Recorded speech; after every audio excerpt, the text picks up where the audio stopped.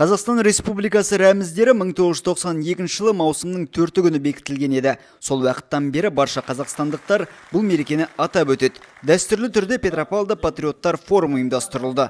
Ел егемендігінің негізгі рәмізі әнұранда шырқалды. Ол Қазақстанның негізгі айрықша белгісіне айналды. Тек егеменді елдерде ғана өзінің туы мен гимні елтаңбасы болады. Сондықтан да көк байрақтың астында барлығымыздың жүрегіміз отан деп соқсын. Жарқын болашақ өкілдерінің ұлттық рухы қашанда асқақтай берсін. Рәміздеріміз ел тұрғындары мақтанышына айнала берсін. Шарада облыс дамуына сүбелі үлес қосқан азаматтар да облыс әкімінің құрмет грамотасы мен алғыс хатына ие болды. Бүгінде ел рәміздерін мақтан тұтпайтын адам жоқ шығар сірә.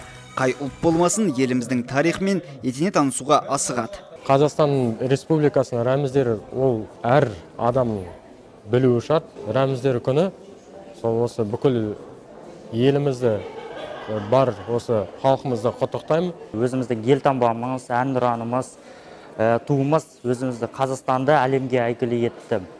Оның әр адам өзіміздің ұлттық таңбаларымыздың барлығын құрметтеу керек. Қазақстан рәміздер күніне орай концерттік бағдарлама әзірленді. Қаланың өнер ұжымдары сахна төрінен ән шырқап би биледі.